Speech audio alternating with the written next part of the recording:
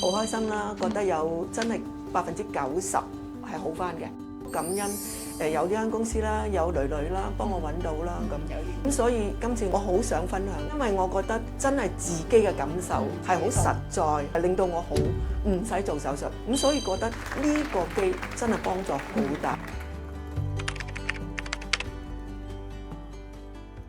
初期發生咧就係跳舞覺得個腳有麻點，我之前呢隻腳係完全係發唔到力嘅，我甚至乎有一次我驚到我諗過做手術㗎，因為我過緊馬路，咁我過到一半咁佢閃燈，我諗住試圖我想行快啲過去，我行唔到，我企咗喺中間，我好驚，嗰時我仲未揾到你哋㗎，咁所以我就去針灸，咁去針完灸之後咧，發現好似幫助唔大，個女就建議我去正骨，一拍完骨。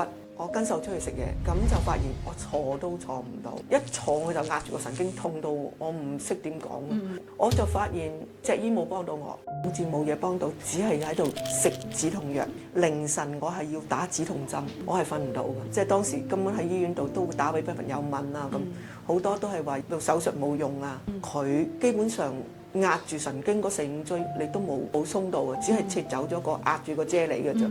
因為我有買保險啦，咁就去咗一間 New York 嘅有個牽引床嘅公司去做第一次，感覺係有緩和咗嘅。咁但係個價錢真係以我哋普通市民唔係我哋 support 到咯，變咗我覺得幫助性唔大。牽引床都係 work， 但係你唔可以將個床拎翻屋企，你亦都冇咁嘅條件去每一日去瞓15分鐘，你亦都浪費好多時間。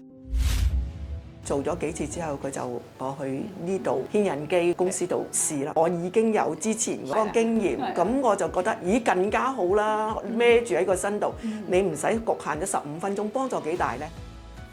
攜帶式隨身4支點立體牽引器，佩戴牽引之後，拉開腰椎，突出嘅椎間盤縮翻去，坐骨神經痛馬上消失。我覺得日常生活係真係冇影響，最緊要你自己肯去喐。個麻點唔係成日走出嚟添，會突然間會覺得冇咗啊。咁所以覺得呢個機真係幫助好大。係啊，因為短短由2月啦，而家5月，足足都3個月唔夠。係啊。想唔想解決坐骨神經痛？即刻快啲嚟預約啦！